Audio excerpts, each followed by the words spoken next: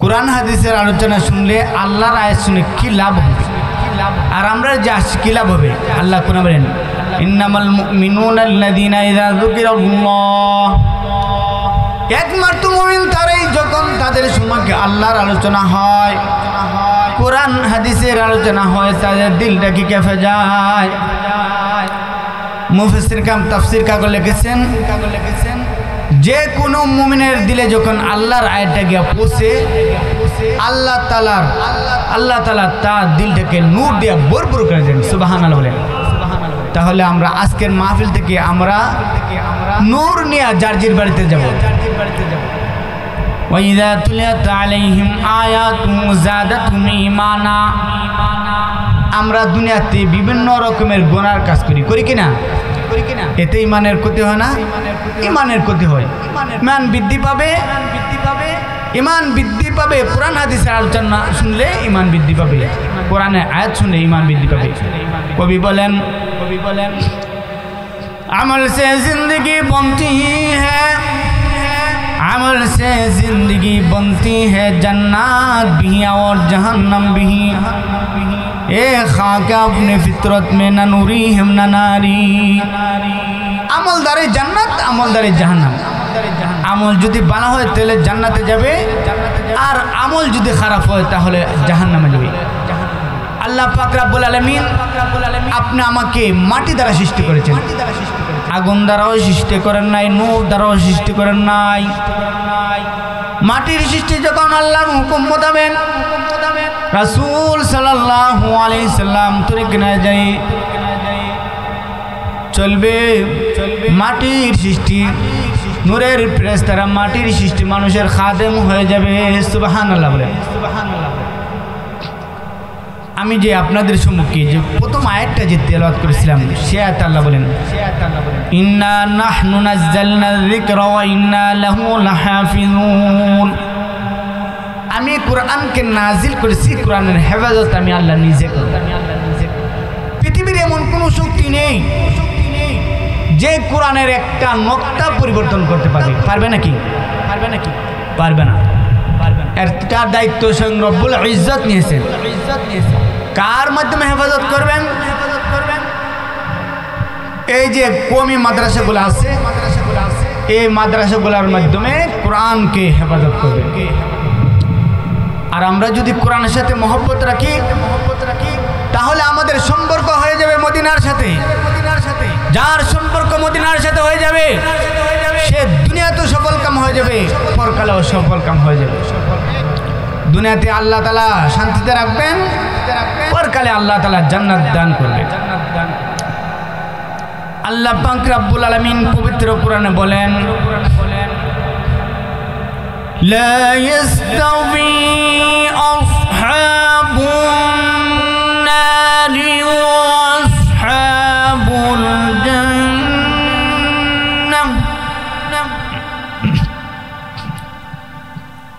আসহাবুল জান্নাতি হুমুল ফাইজুন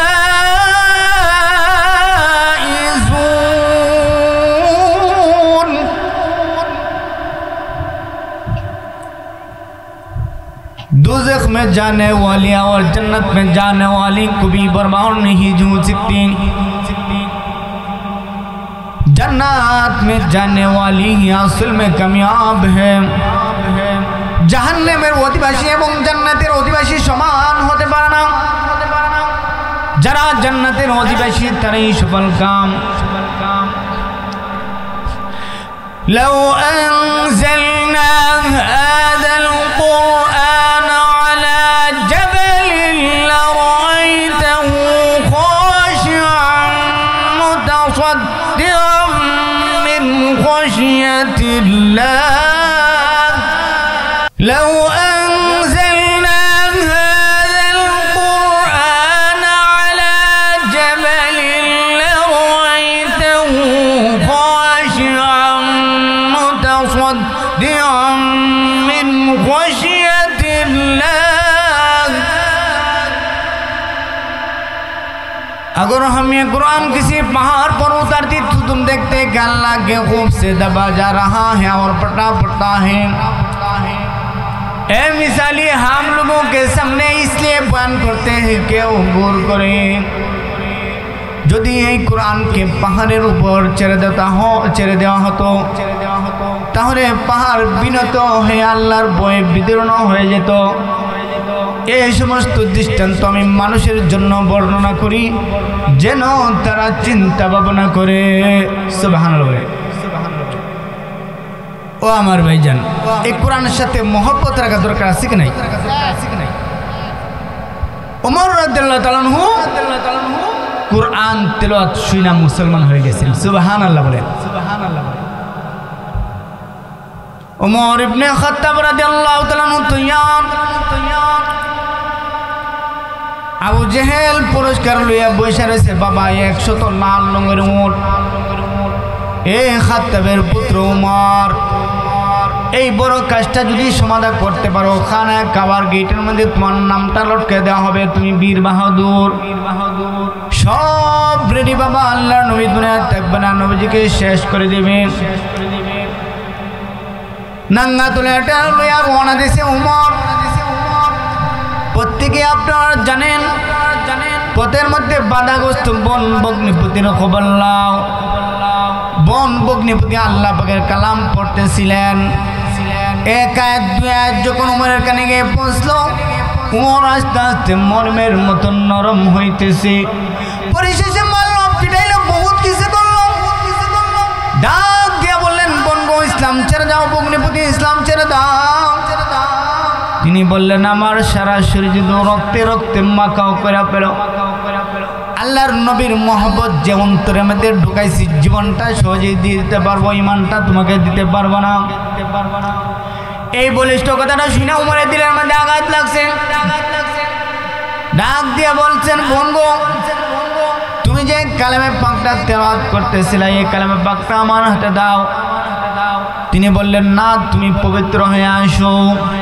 পবিত্র হয়ে আসলেন, তেলাওয়াত শুরু হয়ে যায়। أنزلنا عليك القرآن لتشقى।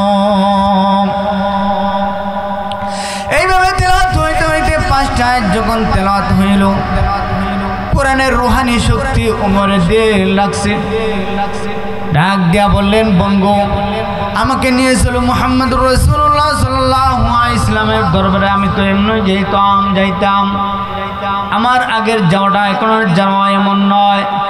আমার গলার মধ্যে একটা রশি বাইদা মরা কুত্তারে যেভাবে টানে টানে নিয়ে যাওয়া হয়, আমাকে ওইভাবে টানে নিয়ে যাও। আমার মন জানি কেমন লাগে, আমার দিল জানি কেমন লাগে। আমার মন জানি কেমন লাগে, আমার দিল জানি কেমন লাগে। সাহাবীরা ডাক দিয়ে বলেন, ইয়া রাসূলুল্লাহ, ইয়া হাবিবাল্লাহ, ওই যে উমরের আগমন দেখা যায়, অনুমতি দিলে কল্লাটা ফাড়াই দিব। আল্লাহ রাসূল সাল্লাল্লাহু আলাইহি ওয়াসাল্লাম বললেন, উমরকে কাছে আসতে দাও। উমর রাদিয়াল্লাহু তাআলা কাছে এসে বলতেন, ইয়া রাসূলুল্লাহ, ইয়া হাবিবাল্লাহ, কল্লা নেওয়ার জন্য আসি নাই, বরং আমার কল্লাটা দেওয়ার জন্য এসেছি। আমাকে কোন কালমা পড়ে মুসলমান বানায় নেন। সুবহানাল্লাহ বলেন। কালমা পড়ে যখন মুসলমান হয়ে গেলেন, মুসলমানের সংখ্যা তখন 40 হইল। হুজুর সাল্লাল্লাহু আলাইহি ওয়াসাল্লাম একটা তাকবীর দিলেন, নারে তাকবীর, আল্লাহু আকবার। এইভাবে দানার কম্পিত হয়ে ওঠে। মক্কার পাহাড় পর্বতগুলা কাঁপে যায়। জিবরাইল ইসলাম এসে বলতেছে, ইয়া রাসূলুল্লাহ, ইয়া হাবিবাল্লাহ, ও ওমর ইসলাম গ্রহণ করাচ্ছে। আজকে পাহাড় পর্বতগুলা কাঁপাইছে। আজকে আসমানের যত ফেরেশতা আছে সবাই খুশি পালন করতেছে। সুবহানাল্লাহ বলে। ওমর রাদিয়াল্লাহু আনহু ডাক দিয়ে বলেন, ইয়া রাসূলুল্লাহ, ইয়া হাবিবাল্লাহ, আমি যখন কালমা পড়া মুসলমান হয়েছি। বলে, হ্যাঁ মুসলমান হয়েছো। আমাকে নতুন কোন সবক টবক দেন না, আমাকে একটা কাজ করার সুযোগ দিতে হবে। নবীজি বলেন, কি কাজ? ইয়া রাসূলুল্লাহ, ইয়া হাবিবাল্লাহ, ওই যে খানায় কাবার গেটের মধ্যে হাজার হাজার মানুষ দাঁড়ায় রয়েছে আপনার শহীদের কবর পাওয়ার জন্য। ইয়া রাসূলুল্লাহ, ইয়া হাবিবাল্লাহ, এতদিন আমার চোখ ছিল বন্ধ, আজকে কোরআনের কারণে আমার চোখ খুলে গেছে। তোলারটাকে সানের কইরা সাদা চিকচিক বানাইয়া হাতের থেকে তোলারটা বাহির করে ওমর দৌড় দিয়ে হেরেমের দরজায়। অন্য মানুষ মনে করছে কাজ বোধহয় সবল, ডাক দিয়া বলতেছেন, হুয়া বুঝের চাঞ্চারা, কার নিয়ত আছে সন্তান ইতিম করার, স্ত্রী থেকে বিধবা করার। আমি আল্লাহর রাসূল সাল্লাল্লাহু আলাইহি ওয়াসাল্লামের কাছে কালমা পড়ে মুসলমান হয়েছি। এমন কোন বীর বাহাদুর যদি তাকে দেখো তাহলে উমর রে পাল্লে বাধা দাও। উমর রাদিয়াল্লাহু তাআলা ইসলাম গ্রহণ করার পরে প্রকাশ্যে নামাজ শুরু হয়ে যায়, প্রকাশ্যে কোরআন তেলাওয়াত শুরু হয়ে যায়। সুবহানাল্লাহ বলে। এই কোরআন তেলাওয়াতের দাম আসেনি? আরে কাফের পর্যন্ত মুসলমান হয়ে গেছে, কাফের পর্যন্ত মুসলমান হয়ে গেছে এই কোরআন তেলাওয়াত শুনে। নবীজি শুধু রাস্তার মোড়ে মোড়ে দাঁড়ায় শুধু কোরআন তেলাওয়াত করতে। তে আমরা সেই কোরআন তেলাওয়াত করব তো? আপনারা কি পৃথিবীর শ্রেষ্ঠ কারি আব্দুল বাসিতের নাম শুনেছেন? সবাই কথা বলেন, শুনছেন? আলহামদুলিল্লাহ, সবাই শুনেছেন। আব্দুল বাসিত জামাল আব্দুল নাসির আব্দুল বাসিতকে নিয়ে ইউনাইটেড স্টেট অফ আমেরিকায় একটা কনফারেন্স হয়েছিল। এই কনফারেন্সে পৃথিবীর যত বিখ্যাত ইউনাইটেড স্টেট অফ আমেরিকা একটা কনফারেন্স হয়েছিল। এই কনফারেন্সে পৃথিবীর যত ধর্মগ্রন্থ আছে সব ধর্মগ্রন্থকে 10 মিনিট করে আবৃত্তি শোনানো হবে। তাদের উদ্দেশ্য ছিল কোন দেশের ভাষা সবচেয়ে সুন্দর। সেখানে গিয়েছিল Shrimad Bhagavad Gita, Bible, Tripitaka, Ramayana, Old Testament, New Testament, Zend Avesta, আল্লাহ পাকের কোরআন। সময় হলো 10 মিনিট। কয় মিনিট? বিচারকের হাতে 2টা বাটন। একটা হলো সবুজ বাটন, একটা হলো লাল বাটন। সবুজ বাটনে চাপ দিলে আবৃত্তি শুরু, আর লাল বাটনে চাপ দিলে আবৃত্তি সময় শেষ।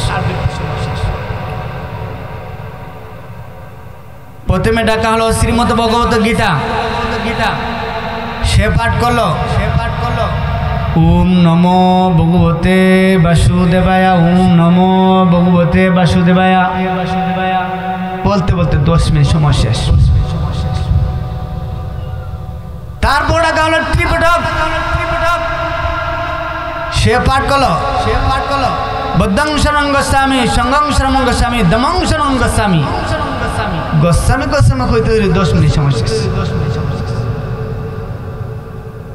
Shrimad Bhagavad Gita, Bible, Tripitaka, Ramayana, Old Testament, New Testament, Zend Avesta সকলেই পাঠ করলো, 10 মিনিট সময় শেষ। সর্বশেষ যাকে ডাকা হলো মুসলমানের পক্ষ থেকে কারি আব্দুল বাসিতকে ডাকা হলো। সুবহানাল্লাহ বলতেন না? আপনারা জানেন কারি বাসিত যখন তেলাওয়াত করেন দীর্ঘ সময় শ্বাস নেন, আবার তেলাওয়াত করেন। তিনি মাইক্রোফোনের সামনে গিয়ে সেরা অনেক করে বসছেন। বসার পরে শুরু করলেন أعوذ بالله من الشيطان الرجيم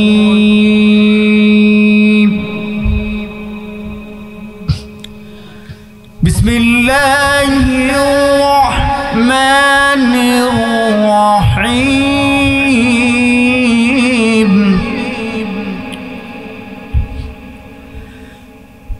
الحمد لله رب العالمين الرحمن الرحيم مالك يوم الدين إياك نعبد وإياك نستعين اهدنا الصراط المستقيم صراط الذين أنعمت عليهم غير المغضوب عليهم ولا الضالين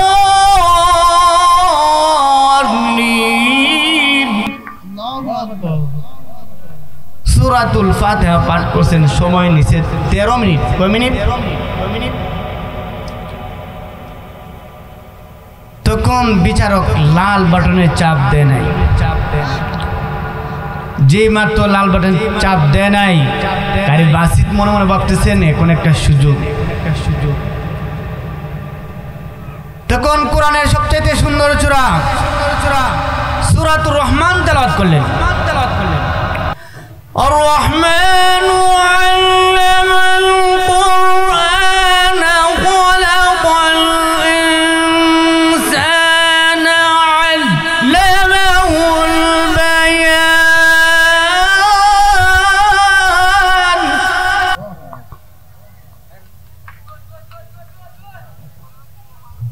15 মিনিট সময় শেষ হয়ে গেছে 20 মিনিট সময় শেষ হয়ে গেছে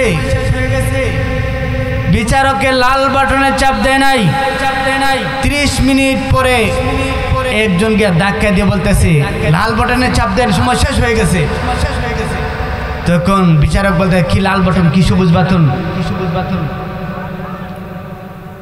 কি লাল বাটন কি সবুজ বাটন তার হুঁশ নাই ওনার হুঁশ কে কেড়ে নিয়ে গেছে আল্লাহ পাক বলে ওনার হুঁশ কেড়ে নিয়ে গেছে তখন ডাক দিয়ে বলছেন কারি বাসেদ আজকে আপনার সময়ের কোনো পাবন্দি নাই আজকের সময়ের কোনো পাবন্দি নাই আপনি যা পারেন তেলাওয়াত করতে থাকেন সুবহানাল্লাহ বলতেন না তো ওই দিন তিনি 40 মিনিট কোরআন তেলাওয়াত করেছিলেন 40 মিনিট পরে তখন ওই বিচারকের নামে 3টা মামলা হয়েছে কয়টা মামলা 3টা মামলা হয়েছে তখন জজ সাহেব তাকে জিজ্ঞাসা করে শ্রীমত ভগবত গীতাকে দিলা 10 minute Tripitaka Bible Old Testament New Testament Zend Avesta সবাইকে সময় দিয়েছেন 10 মিনিট কোরআনের জন্য কেন এই এক্সট্রা টাইম নিলেন তখন বলতেছে সম্মানিত জজ সাহেব বিচারক তো আমি নিজে হয় নাই আপনার তো আমাকে বিচারক বানিয়েছেন যখন Shrimad Bhagavad Gita Bible Tripitaka Ramayana Old Testament New Testament Zend Avesta সকলেই যখন পাঠ করছিল তখন আমার হিতাকাঙ্ক্ষী জ্ঞান ছিল কিন্তু কারি বাসেদ কি যে বলে একটা টান দিল আমি কি জমিনের মধ্যে আছি না পাহাড়ে আছি না সমুদ্রে আছি আমি নিজেই বলতে পারি না সুবহানাল্লাহ বলে তখন আমার হুঁশ নাই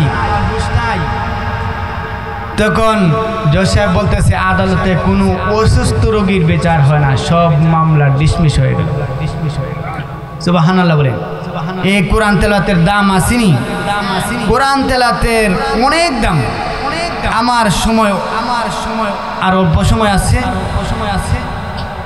আপনাদের এলাকার মোহাম্মদ এখলাসুর রহমান, মৌলানা এখলাসুর রহমান সাহেব অত্যন্ত ভালো মানুষ, বিভিন্ন জায়গায় বয়ান করেন। আমি ওনার সাথে অনেক জায়গায় বয়ানও গেছি। এত সুন্দর কুমিল্লার মানুষ মৌলানা এখলাসুর রহমান সাহেব এত ভালোবাসে। গত শুক্রবার, আগের শুক্রবারে ওনার মসজিদে আমি জুমা নামাজ পড়েছিলাম।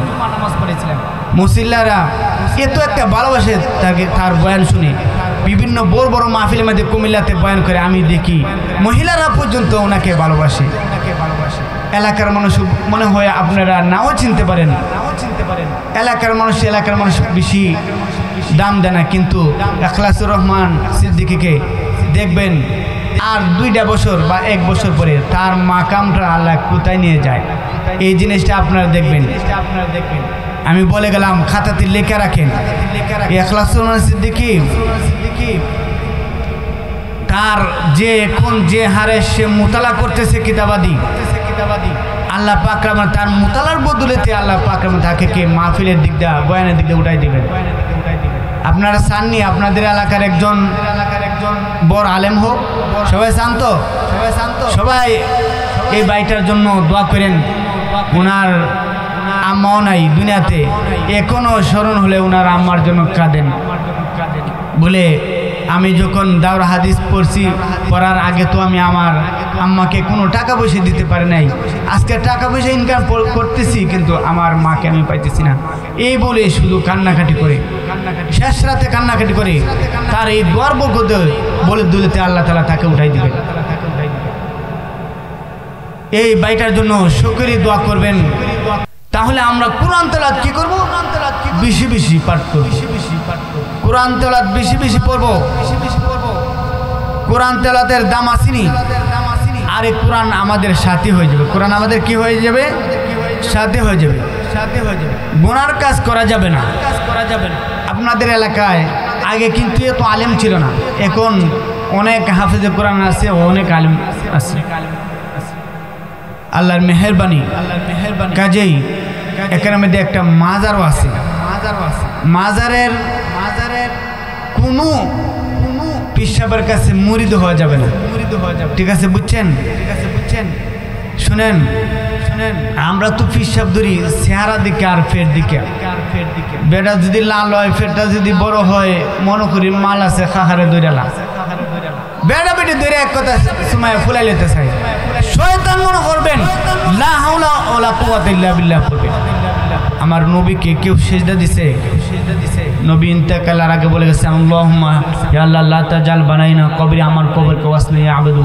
মানুষ যেন মূর্তির মতো ভক্তি সিজদা না করে। এখন ফিসাবরে ফাইলে মনে করে যে আল্লাহকে ফাইলিছে। আরে বখরা মাঙ্গাল মৌলানা তাজুল ইসলাম সাহেব নাম শুনছেন নি? আরে আপনারা এলাকার অতি ভুবন, ওনার ছেলের কবরকে মাজার বানায় ফেলছে এই বন্ডরা। মাঝের মধ্যে আমার বাড়ি হবিগঞ্জ অলিপুর, শাহজিবাদের একটা মাজার আছে। এই মাজারের মধ্যে আমি ছোটবেলা যখন যাইতাম, পাহাড়ের উপরে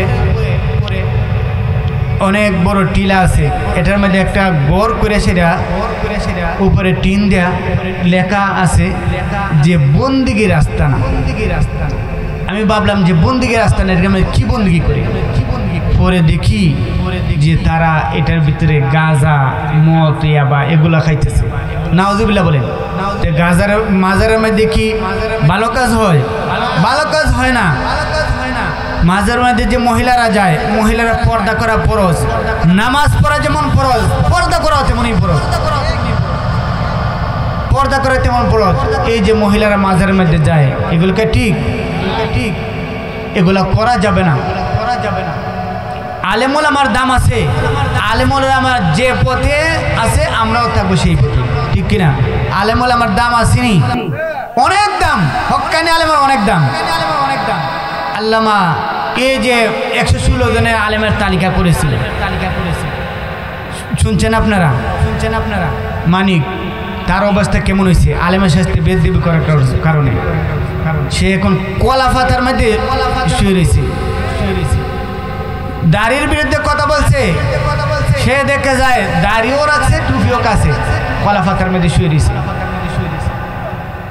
শুনেন, আলেমের সাথে বেয়াদবি করলে দুনিয়াতেও লাঞ্ছনা হবে, আখেরাতেও লাঞ্ছনা হবে। আলেমরা অনেক দাম।